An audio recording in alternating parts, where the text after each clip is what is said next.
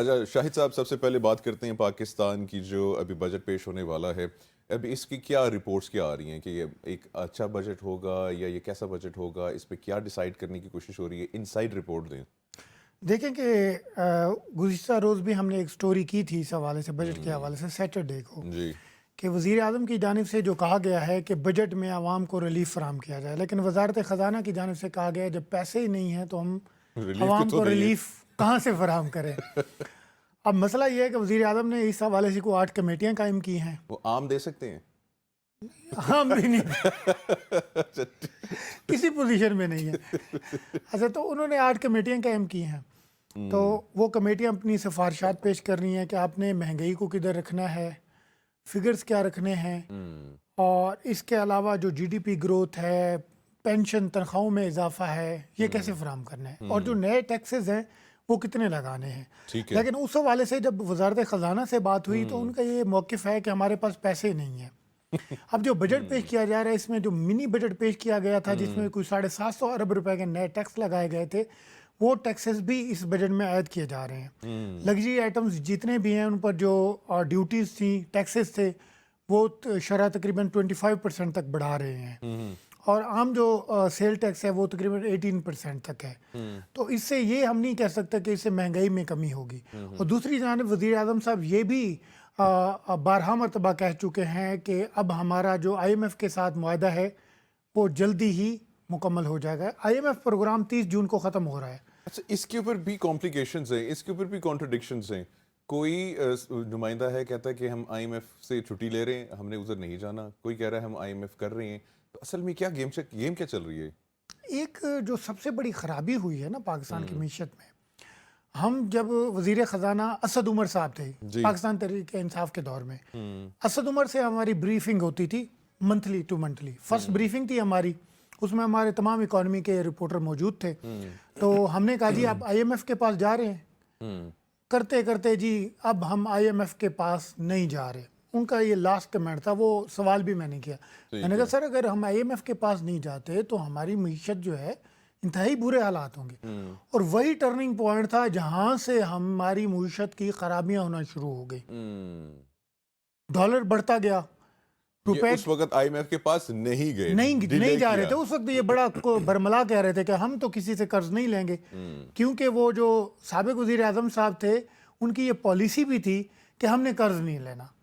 اب ہماری معیشت میں اتنی جانی، جب ڈیٹ اکانومی ہو، ڈیٹ اکانومی میں اگر آپ قرض نہیں لیتے، قرض کے بغیر آپ کیسے چلیں گے؟ آپ کے اخراجات 200 روپے ہیں، آپ کی انکم 100 روپے یا 150 روپے ہے، 50 روپے آپ نے کہیں سے تو لینے ہیں. اب انہوں نے اپنی پالیسی بنائی، انہوں نے کہا جی ہم نے قرض نہیں لینا. اور پھر ان کے پاس وے فارورڈ نہیں تھا کہ اگر ہم قرض نہیں لے رہے تو ہم اس کے آگے کیا کریں گے، ایکسپورٹ کیسے بڑھائیں گے. ترسیلات زر میں بھی ایک آپ کے پاس ایک کیپیسٹی ہے نا. بیرون ملک جو مقیم پاکستانی، اوورسیز پاکستانی، وہ کتنے ارب ڈالر دے سکتے ہیں؟ گزشتہ دور حکومت میں تو نہیں چلا سکتے نا وہ پورا. گزشتہ دور حکومت میں ریمیٹنس جتنے بھی تھے بڑھے، ٹھیک ہے، بڑھے، لیکن دیگر جو آپ کی ایکسپورٹس تھیں وہ نہیں بڑھی. اب ڈیٹا ہم دیکھتے ہیں نا، بینگ اے فائنانس رپورٹر ہم ڈیٹا دیکھتے ہیں کس دور حکومت میں آپ نے ایکسپورٹس بڑھائیں اور کیوں بڑھائیں. اگر ہم اکانومی کو اس سطح سے نہیں دیکھتے، آپ اکانومی کو ٹھیک نہیں کر سکتے. یہ میں آپ کو جٹ کی باتیں بتا رہا ہوں. بالکل بالکل. مثلا اگر ہم دور دیکھتے ہیں 2008 سے 2013 پیس پارٹی کا دور، آپ نے $10 بلین کی ایکسپورٹس بڑھائیں، 30.2 پہ آپ لے گئے. وہاں پہ آپ نے چھوڑا، پھر نون لیگ آئی، نون لیگ لے گئی 29 26، پھر آخری دور میں وہ 30 تک ایک دفعہ گئے، پھر 29 پہ آ کے بریک لگ گئی. پی ٹی آئی دور آیا 30 پوائنٹ سم تھنگ. اب اس میں کیا ہوا کہ کرنٹ اکاؤنٹ ڈیفیسٹ جو تھا وہ بھی زیادہ تھا، بہت زیادہ تھا، بڑھ گیا کیونکہ آپ کی امپورٹس بڑھتی رہیں، ایکسپورٹ کم ہوتی رہیں. 2008 سے 2013 تک آپ کی ایکسپورٹ تھی $30 بلین، آپ کی امپورٹ تھی $47-45 بلین. اس میں کتنا تھا گیپ، کتنا 15 کا، ٹھیک ہے، وہ ہم بودر کر سکتے تھے. اب جب پھر اس کے بعد دوسرا دور آیا 2013 سے 2018 تک، پھر اس میں گیپ کتنا پڑا، ہماری جو امپورٹ چلی گئی 52-54 پہ، ابھی ہماری امپورٹ کتنی ہے 58 پہ. اب جو اتنا بڑا گیپ ہے اس کو کیسے فل کرنا ہے؟ اب ہماری جو مینوفیکچرنگ کاسٹ ہے وہ انفارچونیٹلی بہت زیادہ ہے. ٹھیک ہے. ہم دنیا میں مینوفیکچرنگ میں کاسٹ میں سب سے زیادہ ممالک میں کوئی تیسرا چوتھا نمبر ہے. اچھا یہ تو چلیں ایک اوور آل آپ نے نا سسٹم اوور ویو دے دیا, بڑا زبردست, بڑے اچھے پوائنٹس آپ نے ریز کیے کہ یہ مسئلہ جو ہے یہ پی ٹی آئی کے دور سے چلتا ہوا آ رہا ہے. جتنا بھی پاکستان آج انفلیشن سے گزر رہا ہے, فائنینشیل جو کرنٹ سے اس گزر میں رہا ہے, شوکت ترین صاحب کا بھی بڑا وہ تھا کہ آپ نے امپورٹس آپ نے اتنی اوپن کر دی, گاڑیاں آ رہی ہیں, لگژری آئٹمز آ رہے ہیں. اچھا 2-4 ارب ڈالر آپ نے ایسے کوئی دوستوں میں بھی ادھر ادھر کیا جس کی سٹوریز بھی چل رہی ہیں, یہ کوئی ریالٹی بیس ہے, کوئی جھوٹ تھوڑی. اب آپ نے جب ایسا کیا کہ آپ کو پتہ ہے کہ ہمارے پاس ڈالر آ نہیں رہے, آپ امپورٹس اوپن کر رہے ہیں, آپ کو ساری پولیٹیکل سچویشن کا پتہ ہے. ٹھیک ہے. وہ جس طرح کہتے تھے کہ ہم نے کھڈے کھود دیے ان کے لیے. اچھا ابھی یہ حکومت بھی وہی چیز کر رہی ہے جو کہ خان صاحب نے کیا تھا, پچھلے حکومت نے کیا تھا. مطلب کہ جب ان کے پتہ تھا کہ بھئی ہماری حکومت جانے والی ہے تو انہوں نے جو ہے کہہ سکتے ہیں اکنامک لینڈ مائنز جو ہیں بچھا دیے تھے دوسری حکومت کے لیے.